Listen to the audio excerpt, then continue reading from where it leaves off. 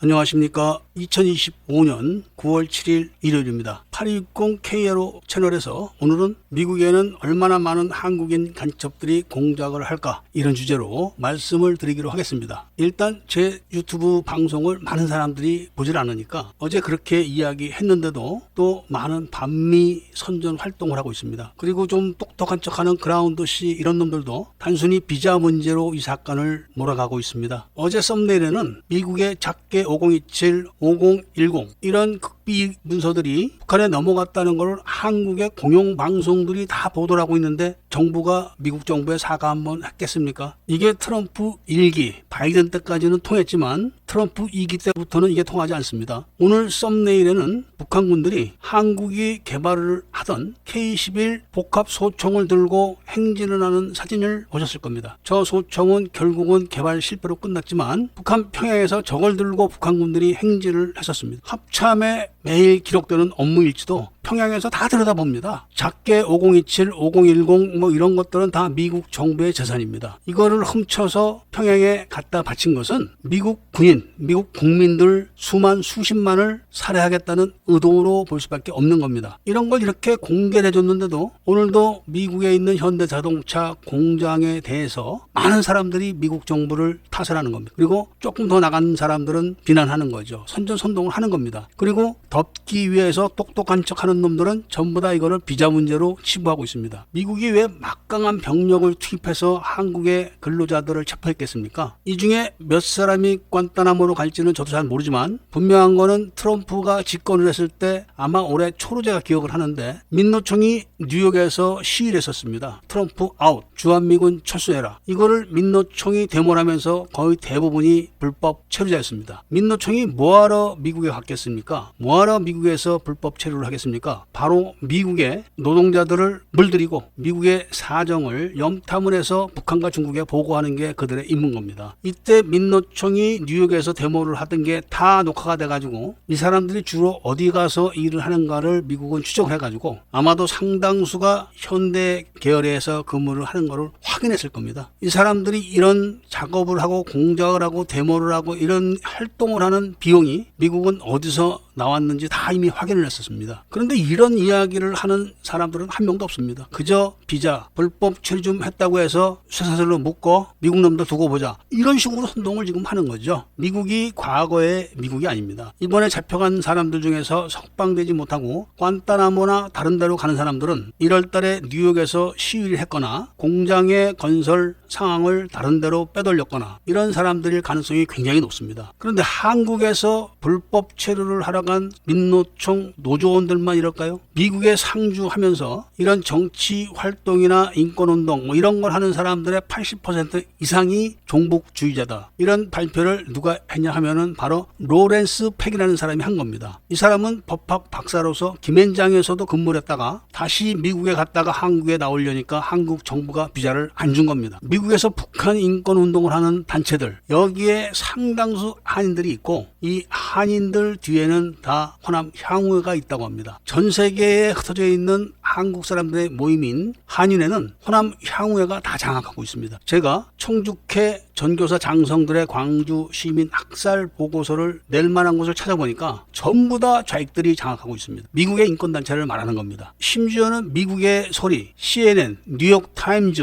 이런 데도 한국인 2세, 3세들이 취업을 해가지고 간첩질을 하는 겁니다. 제가 놀랬던 게 문재인이가 북한의 난수방송 날짜를 조작을 했던 겁니다. 자기가 부탄에 있을 때 또 네팔에 있을 때 시작했던 북한의 난수방송이 자신과 연계되는 것을 피하기 위해서 자신이 한국에 들어온 다음부터 난수방송 한 걸로 날짜를 고친 겁니다. 그 조작을 할 때 제가 유튜브를 통해서 북한 공작원들하고 맞방송을 계속 했었을 때 한국의 언론을 다 지휘했던 게 동아일보의 주성화 기자입니다. 탈북자. 거기에는 VOA 기자도 있었습니다. 이태원 사건 났을 때 CNN에서 맨 처음에 보도했던 참사 영상은 해밀턴 호텔 앞에서 벌어진 게 아니라 도바코 앞에서 조작한 영상을 CNN이 보도했었는데 거기에 동원된 사람들이 젊은 한국인들입니다. AFP 통신에도 5명의 젊은 한국 사람들이 그들과 함께 CG 영상을 배포했던 것을 다 제가 확인했습니다. 지금 뉴욕 타임즈가 트럼프가 김정은이의 도청을 하기 위해서 미 특수부대를 북한에 잠입시켰다가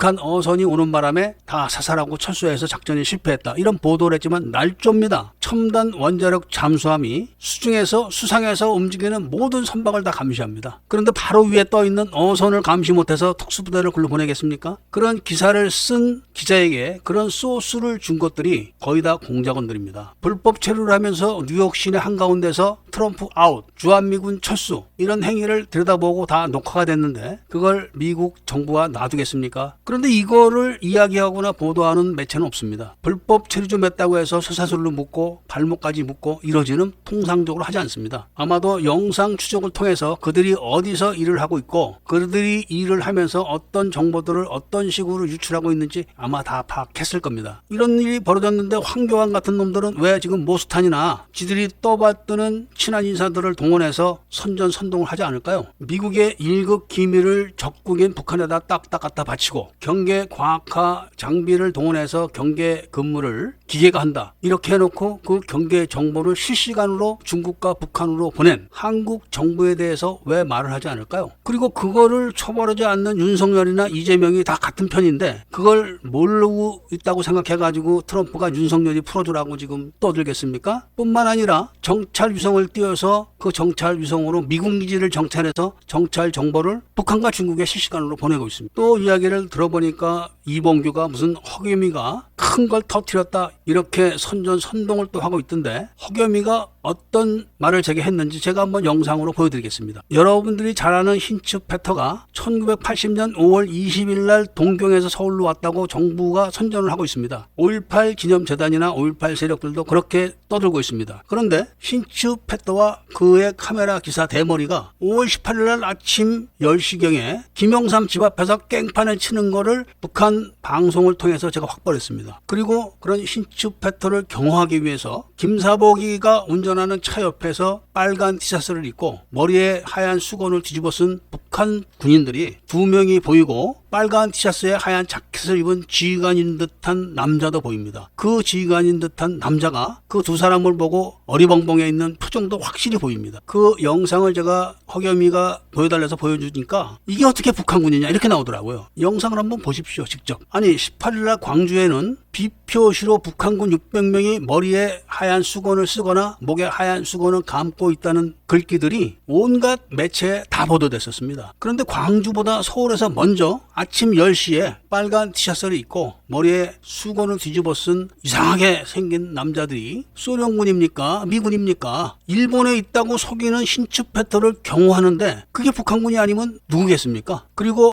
80년 5월 18일 오전 10시 김영삼 집 앞 김사복 차 앞에 나타난 빨간 티셔츠와 수건 비표시를 한 연고대생 2명. 이 영상은 힌츠 패터가 촬영한 영상으로서 1980년 5월 18일 광주에 머리에 수건을 하고 빨간 티셔츠를 입고 출연한 연고대생들보다 빨리 서울에 나타났던 것입니다. 김사복은 영화 택시 운전사의 주인공이었으면서 1974년 8월 15일 유경수 여사를 암살한 문세강을 호텔에서부터 행사장까지 태워다 줬던 그 운전기사입니다. 그 사람이 1980년 5월 18일 힌츠 패터를 태우고 김영삼 집 앞에 나타났고 그 사람들을 호위하는 머리에 수건을 쓰고 빨간 티셔츠를 입은 사람들이 눈짓을 하면서 걷는 모습을 보실 수가 있을 것입니다. 이것이 바로 5.18의 진실인 것입니다.